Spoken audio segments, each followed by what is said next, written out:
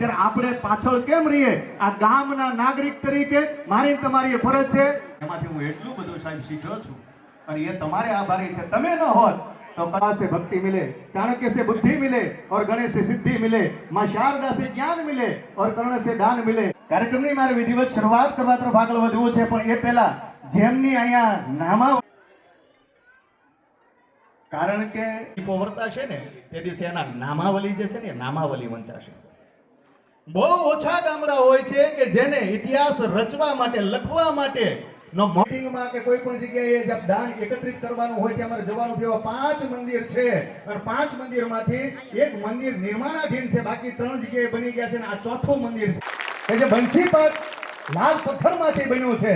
અને કદાચ આ બધા વ્યક્તિઓની ભાવ એવું લાગે કે જે મહેલો, જે 1000-1500 વર્ષ જૂના મહેલો હું તમે જોવા માટે જતા હોય કોઈ જગ્યાએ રાજસ્થાન, એવી જ રીતે શરૂઆત આપણે જે કરી કે 3 દિવસીય, તમને બધાને ખબર છે, આંકડાઓ પણ જાહેર થયેલા છે, એ છે માનની શ્રી કુરજીભાઈ ધનજીભાઈ લખાણી જીર્ણોદ્ધારના મુખ્ય દાતાશ્રીઓ તરીકે ધજા, દંડ તથા કળશના દાતાશ્રી છે એવા માનની શ્રી અરવિંદભાઈ મોહનભાઈ લખાણી, અખંડ સૌભાગ્યવતી પ્રિયંકાબેન અરવિંદભાઈ લખાણી, ધજા, દંડ. આપણે મજા કરવી છે સાહેબ. આ 3 દિવસનો કાર્યક્રમ છે. આ 3 દિવસની અંદર રોજે રોજ કંઈક ને કંઈક આપણે પીરસવું છે, કંઈક ને કંઈક આપવું છે, જેથી એમાં આપણે કંજુસાઈ નથી રાખવાની. જોરદાર પડવી જોઈએ કે ધર્મેન્દ્રભાઈ એવું થવું જોઈએ કે મૂકી દો બે બસ. દીપસિંહભાઈ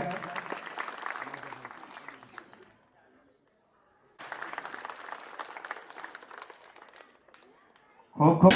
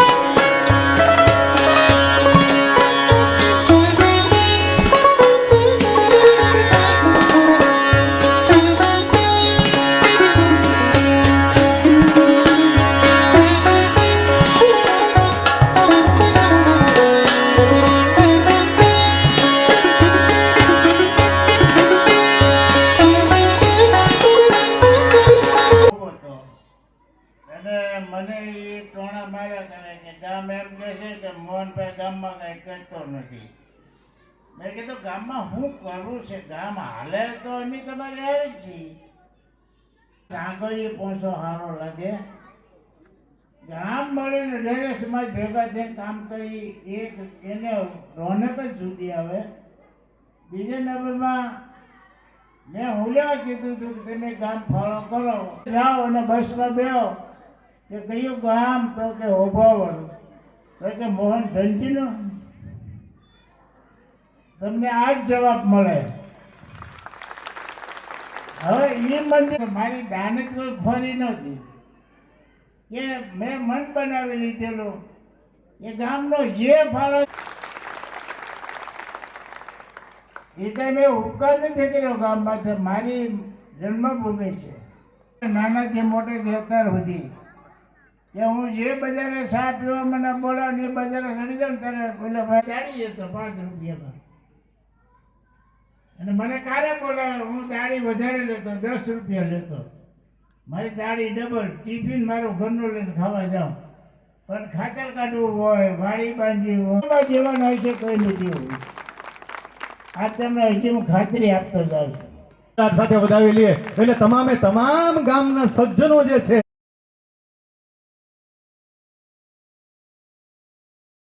મહાદેવ કી. હવે કાંઈક એમ લાગે કે આમ ભર્યું તમે મને સાંભળવાના છો અને જુદી રીતે મારે તમારી સમક્ષ રજૂ થવું છે. આ કાર્યક્રમ ફક્ત વન વે નથી. અહીંયા હું પણ બોલીશ અને તમારે પણ બોલવાનું છે એટલે તમારા બધાનો મને સારા નામનો વ્યક્તિ વાત તમારી સમક્ષ રજૂ કરી રહ્યો છે એમ નહીં, સદેહે નહીં, પણ એકદમ ભાવથી સાંભળવાની કોશિશ કરજો. આશા રાખું છું કે આખો કાર્યક્રમ પૂરો થશે ને ત્યારબાદ તમને બધાને સમજાશે કે આ વ્યક્તિની વાતમાં પૂછડિયા વાળો ભાગ તારા દીકરા તરફ જતો રહ્યો અને ફળિયા વાળો ભાગ મારા દીકરા તરફ જતો રહ્યો. તો પણ ભાઈ વાંધો નહીં, ભલે ને હોય ત્યાં સુધી હું કદાચ જો વાળી ન લઉં તો ઈશ્વરના દરબારમાં જાશ તે દિવસે હું એને હું મોઢું બતાવીશ. અહીંયા બેઠેલા તમામ વ્યક્તિને વિનંતી કરું છું હાથ જોડીને કે જે દિવસે હાથની આટી પડી જાય ને ત્યાં સુધીમાં આપણે સમજી લેવું જોઈએ પાછું જો રીજે ને તો અઢળક ડગલા કરી દે. બાકી અત્યારે બધાની શીંગ ને કપાસ બગડી ગઈ છે. જો એને તકલીફ થઈ હોય ને તો એ પણ એ કરી શકે છે. એકાદ ફૂટ જગ્યા વધારે હોય જાય ને વાંધો છે. આ ભાવના જ્યારે હૃદયની અંદર પ્રસ્થાપિત થઈ જાય ને સાહેબ ત્યારે પરિવાર હંમેશા ટકી જતો હોય છે. હા કે ના?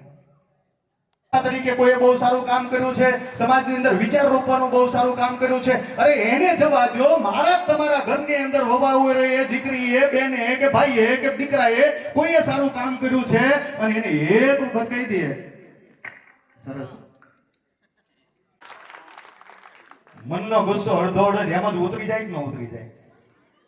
એટલે તમારી બાજુમાં જે બેઠા છે એને કહો બહુ સરસ, બોલો બોલો કયો સરસ સરસ. બાજુમાં બેઠા એને કયો સુંદર સરસ જોરદાર ઝકાસ. હા હા આમાં ટકી જાય સર. આમ થાય તો ટકી જાય, તો ટકી જાય પરિવાર.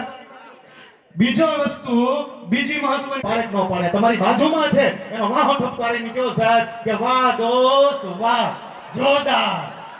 અરે ભાઈ મોજ પડી ગઈ, મજા આવી ગઈ. જો ઠાકરભાઈ ને કયો વાહ દોસ્ત વાહ મોજ પડી ગઈ.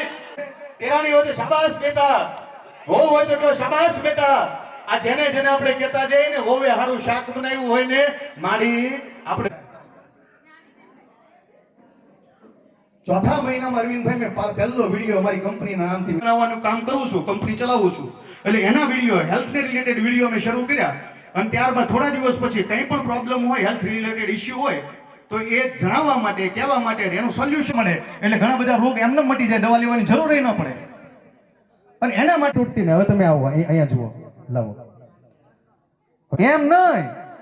અરે ખૂબ મળી લડી મરદાની હો તો ઝાંસી વાલી રાની થી એમ કરીને આવી રીતે આમ હાથ જેટલો ઉપર જાય એટલો ઉપર કરો કરો કરો કરો. અરે એમને પકડો. હા જો તૂટી, હા આવડી આ છે ને તમે તોડો. તૂટી તૂટી કે ન તૂટી? આ પેન્સિલ તોડી કોણે? તમે તોડી? તમે તોડી? તમે તોડી? મેં તોડી નહીં ને? તમે તોડી? તમે તોડી નહીં? તમે તોડી ને? હે એકલાથી ક્યારેય તૂટે જ નહીં. એકલાથી આપણે ક્યારેય તૂટતું નથી સાહેબ. જ્યારે એની અંદર બાજુમાં બીજો કોઈ સાથ સહકાર આપવા વાળો આપણી વચ્ચે આપણી હારે ઊભો થાય કે તમતર હું બેઠો છું ને નાખને, તે દિવસે આ તૂટતું હોય છે. એક વ્યક્તિથી જ હું એમનો અડધો ખાવો નથી. એની કરતા એમ કહો કે બેટા થોડી ઘણી તકલીફ પડે તો સહન કરી લેજે બાપ, પણ આખો ખાવાનો છે તો આખો જ ખાજે, ભૂખ્યું નથી રહેવાનું. યાદ રાખજો, જે દિવસે આવા કહેનારા મળે ત્યારે સમજી લેજો કે આ વ્યક્તિઓ આપણું ઘર ચલાવવા દેવા નથી માંગતા. પણ એટલું જરૂરથી સમજાઈ જાય છે કે આમાં આવી ઘટના બની હોય. એ દુરંદેશી આવા વડીલોની પાસે જઈએ ત્યારે એમાંથી મળતી હોય છે. આ દુરંદેશી આપણે કોઈ કોઠાસૂજ વાળા વડીલોની પહેલા એક વખત વડીલોની સલાહનું અનુસરણ કરીએ સાહેબ, એમાં ઘણું બધું બચી જતું હોય છે. એમ કહો સાંભળ્યું? તમને એવું નથી લાગતું કે લગ્ન પછી આપણો દીકરો અડધો વહુનો થઈ ગયો હોય? એટલે ઓલા ભાઈએ કઈ આમ બહુ કઈ કાન હરખી વાત ન કરી. 4-5 દિવસ થયા એટલે તોય એને મનમાં આમ બળતરા થતી હતી, એટલે રહેવાનું નહીં. એટલે કે હા, તમે સાંભળતા જ નથી મારી વાત. તમને એવું નથી લાગતું કે લગ્ન પછી હા હા હા આમાં કાંઈ લખેલું કોઈ વસ્તુ છે? બધા એક જ હરખી સાઈઝના છે કે નહીં? બધા હરખી સાઈઝના છે ને? હવે તમામ વ્યક્તિઓ પોતાની આંખ બંધ કરી દો. વાળો એને વાળો. હવે એક કટકો કાપો, એક સાઈડથી કટકો કાપો, ગમે એ સાઈડથી. તમને જ્યાં ઈચ્છા પડે ને, મોજ પડે ત્યાંથી એક કટકો કાપો. એક ટુકડો કાપો. હા બસ, હા બસ, કાપો. હા હા બસ. હવે ફરી પાછું એને વાળો. એક ટુકડો કાપો, ફરી વખત એક વખત વાળીને એને કાપો. ટુકડો કાપો, વાળો અને ટુકડો નહીં. આજુબાજુ વાળાને જોવાનો નહીં, ગમે ત્યાંથી તમારી ઈચ્છા પડે ત્યાંથી એ ટુકડો કાપો, વાળો અને ટુકડો કાપો. એક વખત પાછું વાળો અને પાછો ટુકડો કાપો, એક વખત પાછું વાળો પાછો ટુકડો કાપો.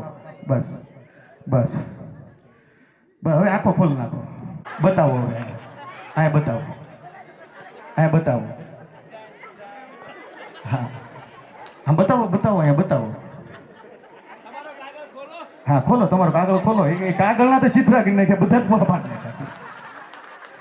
આપણે મોટે ભાગે એવું કહેતા હોઈએ છે કે ફલાણાનો દીકરો આવો છે, તારા કરતા હોવર હારો છે, ફલાણાની વહુ જો એ હારી છે, ફલાણાની હાહુ જો એ હારી છે, ફલાણાનો બાપ ડિઝાઇન પાડી છે. આમાં એક પણ વ્યક્તિની ડિઝાઇન હરખી નથી પડી સાહેબ. તો આપણે જેની કમ્પેરિઝન કરવા વાળા જે હું તમે મોટા થઈને ફરતા હોઈએ છે, જો ડિઝાઇન મારાથી તમારાથી હરખી ન પડતી હોય તો મારા ને તમારા જે કાંઈ પણ ભાઈઓ હોય, સાસુ હોય, વહુ હોય, કોઈ પણ હોય, એમાં બધાની વચ્ચે સિમિલારિટી કઈ રીતે આવે? એક હરખાપણું, એકપણું કઈ રીતે આવે? એક મનુષ્યને, એક વ્યક્તિઓને એવા ઘડીને મોકલ્યા છે સાહેબ કે બધા જ બીબાની ડિઝાઇન અલગ અલગ છે. બધાના મગજ અલગ છે, બજારની વિચાર કરવાની શક્તિ અલગ છે. એટલે આજથી હા હું હોય કે કોઈ પણ હોય સાહેબ, કમ્પેરિઝન કરવાની જે દિવસથી આપણે બંધ કરી દઈએ ને, ત્યારથી કોલોબરેશન કરવાનું શરૂ થઈ જાય, એકબીજાને સહકાર આપવાનું શરૂ થઈ જાય. અને જ્યારેથી જે જગ્યાએથી સહકાર આપવાનું શરૂ થાય ને સાહેબ, ત્યાંથી પ્રગતિ થાય. આપણા પરિવારની પ્રગતિની કુપળ ત્યાંથી પૂર્તિ થાય. અને 5 લાખની લોન લીધી, એટલે મારે કઈ સહી કરવા જવું ન પડે 5 લાખ આટલું થઈને. એટલે પછી મેં સહી કરી, મેં ફોન કરી દીધો, એને 5 લાખ રૂપિયા મળી ગયા. એને પેલા મશીન લીધા, સીવણ એવું એનું મોસી કામ કરે, ભરત કામ. પછી 2-4 હપ્તા ન ભર્યા. પછી 2 વખત મારે ક્યાં ફોન આવે કે તમે ફોન કર્યો તો પણ એ હપ્તા ભરતા નથી. પછી 2-3 લાખ રૂપિયા ભરવાના હતા, અડધા ભરી દીધા. પછી છોકરાને મેં બોલાવ્યા, બેંકવાળાને પૂછ્યું હું એનો ફોન નંબર મને આપો ને. એટલે બોલાવીને મેં છોકરાને સમજાવ્યું બેસાડીને કે તું નહીં ભરત, મને 2-2.5 લાખમાં ફરક કઈ પડવાનો નથી. હંમેશા વ્યવહાર માણસનો ટકવાનો બંધ હોવો જોઈએ. જે થવું હોય થઈ જાય, ગમે એટલી મહેનત કરવી પડે, પણ વ્યવહાર ઊભો કરવો જોઈએ. તું ન ભરે તો કાંઈ નહીં, હું ભરી દઈશ. પછી એને એમાં એવું એને લાગે એવું કે પછી આવીને મને કે દાદા હું બધા હપ્તા ભરી દઈશ. બેંક વાળા ખુશ થઈ ગયા કે ભરી દઈશ. વ્યવહાર આપણે ઊભો કરવો હોય ને તો ડુમસ જાવ તો સેનાદાના ઉધાર ખાઓ. ક્યારેક આપણા ખિસ્સામાં પૈસા ન હોય ને આપણે સેનાદાના ખવાય તો સાનવાન બેસી રહેવું પડે ને. જીવનમાં વ્યવહાર શાકભાજી વાળા હારી ઊભો કરવાનો અને સસોટ રાખવાનો, ગોચીને પાસે દઈ આવવાની અને નીતિ એક બહુ મજબૂત રાખવાની.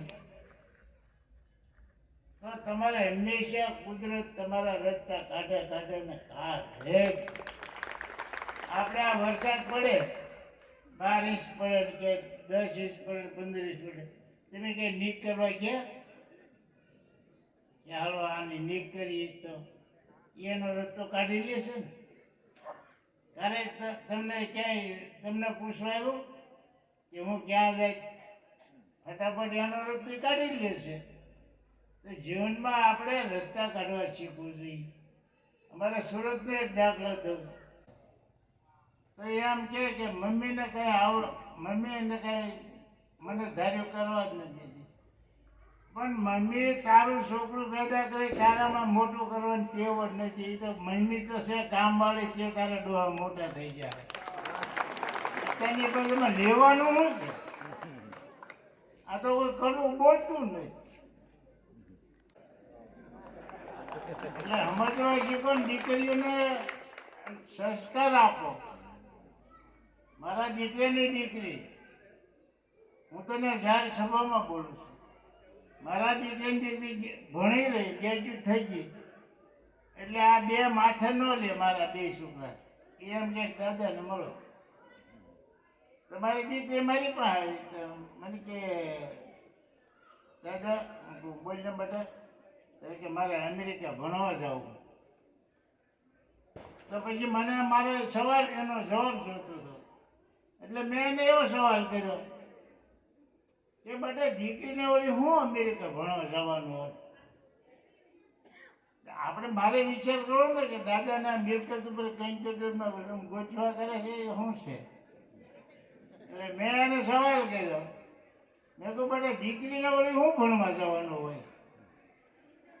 કે દાદા, હું એટલો ભણી આવું, કોર્સ કરી આવું ને તો મારે જોબ કરવાનો, એટલે નોકરી કરવાનો વખત આવે ને તો મને 5 લાખ પગાર મળે. પછી મને વિચાર આવ્યો કે છોકરો હાલ એના વિચાર તો કરે છે કે આપણું ભવિષ્ય કેમ કરવું જોઈએ. પછી મેં એને ત્રીજો સવાલ કર્યો પાછો. હું કહું બેટા, તું જો 45 લાખની ગાડીમાં ફરે છે ને, મર્સિડીઝમાં? તો કે હા. પહેરવા ઓઢવામાં અમે તને ક્યાં ટોકી? તો કે ના. તમે કે તું અમેરિકા ભણવા જા ને, તને ભણાવી જ છે, પણ એક દાદાનું વચન એ રાખવાનું કે કાલે કોઈ એમ કે ને કે કિરીટભાઈની દીકરી આવી છે, તેની તારી માને આપઘાત કરવો પડે કે તારા બાપને કરવો પડે કે મોહન ધનજીને તો પાકે પાયે કરવો પડે. આપણે ગર્ભાશયમાં તો દીકરા નથી, આપણે ગામડામાંથી શહેરમાં ગયા છીએ. આપણે દીકરીને એમ કે ભણાવી નથી, પણ ભણાવી નથી શું લેવા? તમારી બાજુમાં બેન દીકરી હોય તો એને સમજાવો.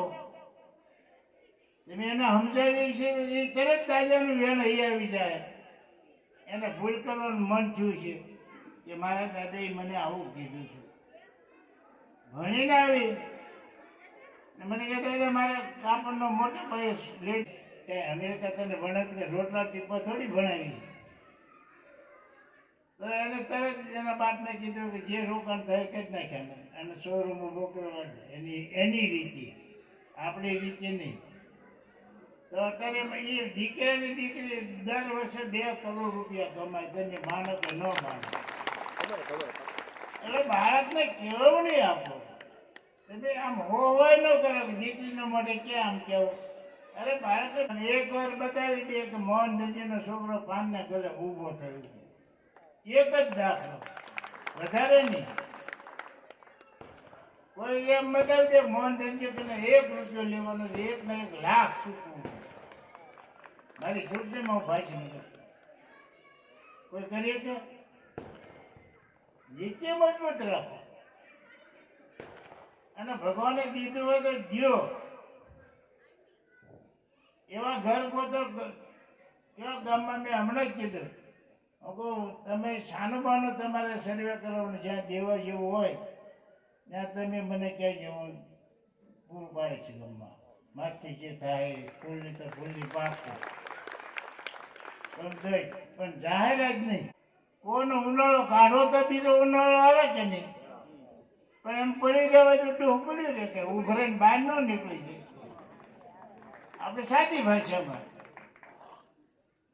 એટલે જીવનમાં કુદરતે દીધું તો દેવા શીખો, કાંઈક જાતું કરવા શીખો. ટેબલ બેન સમાધાન કરો, અને જાતું કરવા શીખશો ને તો કોઈ જ તકલીફ નહીં પડે તમને. જ્યાં 2 હાથવાળો તમારે રહ્યો હોય તો તમે મારું હું બગાડી લો, આખું ગામ થાવ તો, અને તમારે મીંદડીને કીધી સિક્કા તૂટી જાય. કાંઈ મોડું ન થાય. હું તમારે ગમે નિંદ્યા કરું એ ગામ હું કહું એમ જ કરું છું. તારા બાપનું થઈ ગયું તું કેમ કરે ગામ? એ કરે અડધું ગામ. 10-20% ગાળવી દે તો આપણે ભૂલ ન કરીએ, જાગતા રહી. એ હાલો તારા ગાંઠે ની તારા જ તમે ગાંઠે એમ નાદન થઈ જાવ ને. મરી જાય તો માય જાય, ઓળે રવડે જાતે એક દી તો મરી જવાનો જ છે. તો હેરાન કરે એની કરતા મરી જાય સારું, એક વાત પૂરી થઈ જાય, મહિનો 2 મહિના ભૂલી જાય બધા. સમાજ કે બાપા ભાઈનો ભાણિયો માવા બહુ ખાય.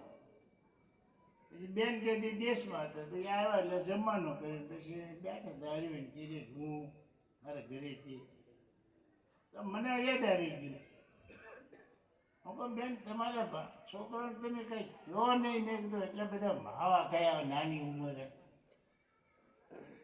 તો પછી એની મને જવાબ આપ્યો, મને કે ભાઈ અત્યારની પ્રજાને કાંઈ કહીએ ને અને કાંઈ ખોટું કરી બે સમાજમાં હું મોઢું બતાવું. હું કહું ઓહો, તારે વળી તોય 2 ભાણિયારી તારી કઈ ધનાબિલ બંધ પડી જાય. તારી આગળ ધનાબિલ બંધ પડી જતી તો બરાબર છે, તોય તારે 2 છોકરા વધે.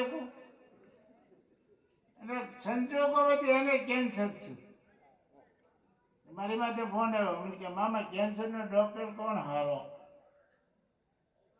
હું કહું મને ભાઈ ખબર ન પડે એમ કે ફોન કાપી નાખ્યો. તો અરવિંદભાઈને પૂછ. એને 2 દીકરા ને 1 દીકરી અને ઉંમર 26 વર્ષની. ભાણિયાની, મારી બેનને ભાણિયાની. છોકરા આમ રોતા બંધ, 4 જણા આખી ધારા રડે. મારા ઘરે જે મને કે પછી બહુ રડતા હતા છોકરા, 2 દીકરા ને 1 દીકરી. પછી એને હિંમત આપવા મેં તો કહેતા વહુને બધાને કે બેટા તમે હિંમત રાખો, છોકરાઓ કે તમે ભણવામાં ક્યાંય ડિસ્ટર્બ નહીં થતા, ખૂબ ધ્યાન રાખો. મારે રિક્વેસ્ટ છે તમને, તમે ભલે નાના રહ્યા પણ ખૂબ ભણજો. મેં અને હું તમારી હારી જ છું. પછી એ બધું થયું. પછી કોરોના આવ્યો, તે પેલું મોઢે બાંધી રાખે ને આમ. પણ એક દી હમણાં હું ભાડે ગયો એની પેલું કાઢી નાખેલું, તો આપણને ખાવું ન ભાવે.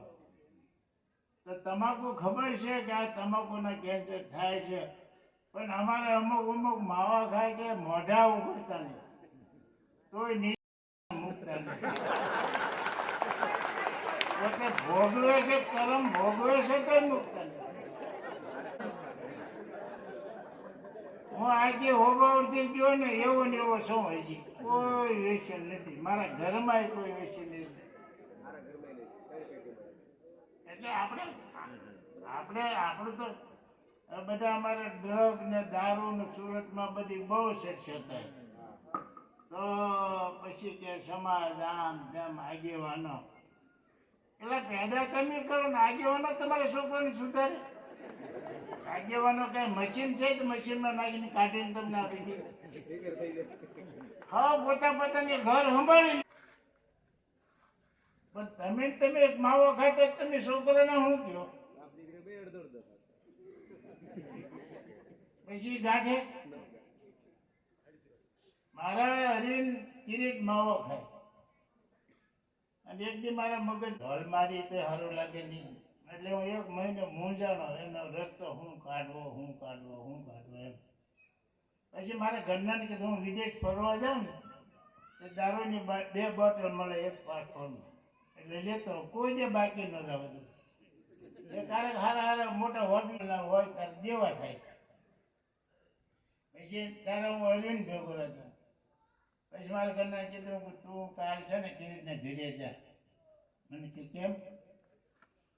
કિરીટ જો માવા ખાન જલસા કરતા હોય તો હજી તો મારા પૈસા પ્રશંસા કરે છે, હવે મારે કાલથી દારૂ ચાલુ કરવો છે ને 2 પેક લેવા કાયમ.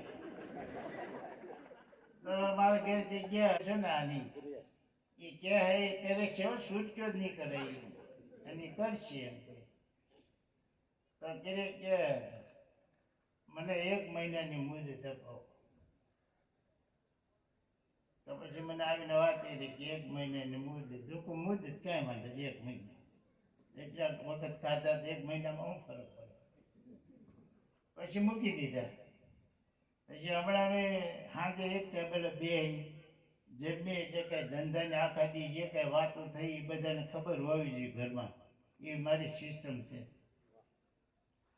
એટલે મને કે મારું મોઢું નથી ઉગડતું તોય માવા ખાવાનું તું ખાતો થતો તને શરમ ન આવે મેં કહ્યું તું મને હું બેઠો ને તું ક્યાંક મારું મોઢું ઉગડતું ને તું એવો નથી થઈ ગયો મારી એ ક્યાંક ભૂલ થતી હોય પણ કોઈક ઈશારો કરે કે મારે સમજવું છે એની પાછળ વિચાર કરવો છે ખરો આ ઈશારો કર્યો તો આપણે પાસે ક્યાં આપણી ખામી છે તો હું તમારી પાસે ધોકો કરું અરે પણ તું એની માં શું ધોકો કર તારી ક્યાં ખામી છે એ ગોત ને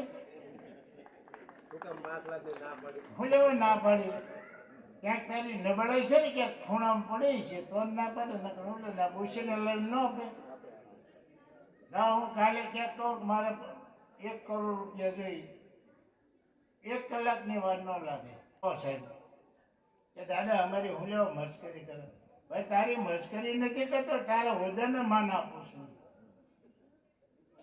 ભત્રીજો થતો તેને ગાય હું લેવો બોલી એ તમે એની મર્યાદા મુકાવો પછી છોકરો 1 વાર 2 વાર 3 વાર 4 વાર સહન કરે પછી એને મન ન થાય આમ થવાનું તમે બધાની વચ્ચે એને કોતરાજ કરો પછી કેટલી ઘડી સહન થાય લક્ષ્મણ જો સીતાજી ઓળંગા નહીં ને તો રામાયણ નો લખાય કઈ સીતાજી એને ભાન બધું હતું પણ તો રામાયણ નો લખાય એટલે આ આપણે પુસ્તકો જીવન જીવવાની ગાઈડલાઈન છે મહાભારત અને રામાયણ ભાઈ હું ભાભી હું આ બધા તમે સમજતા જ હો પણ આટલો બેહાડ્યો કે ભાઈ જો કોઈ પણ સિમેન્ટની રિપેરિંગ કરવા 25 ગુણ લઈ ગયો હોય અને 5 ગુણ વધી હોય ને તો એને ઢેફા થાય છે કે હળદર નથી ચકમાં નાખીને ખાઈ જાય એને એમ કહેવાનું હોય લારી ભાડું તારું કપાઈ જાય તમારે મોકલ્યા પણ તમે એ મોતમાંથી તારે જેનો ભાઈ જેની હારે એ મોતમાંથી તારે અને જેનો ભાઈ નો હોય હારે એને ગમે ઈ મારે સંગે ઈવન અહીંયાથી તમને એવું કાંઈ પણ લાગતું હોય કે આ વ્યક્તિ અમારા માટે કંઈ કામ કર્યું છે તો એને માટેની એક સરસ મજાની એક છેલ્લી વાત હું કરવા જઈ રહ્યો છું એક વખત ઉનાળાના વેકેશન નીકળી ગયો છું મારે ઘરેથી બહાર નીકળી જવું છે અને ફરતો એ ગામની બહાર નીકળીને ભેભૂર જંગલ હતું એ જંગલની અંદર જઈ ચડ્યો થોડું શાંત થયો છોકરો ત્યાંથી નીકળી ગયો હાલતો પોતાના ઘરની વાટલી પકડી લીધી એ તો એ છોકરો છો ને કે ઘણા વર્ષ પહેલા તો ભૂલો પડ્યો તને ભૂખ લાગી ત્યારે મારી કે આજ આવીશ આટલા દિવસ આવો ને હવે તારે કેમ આવવાનું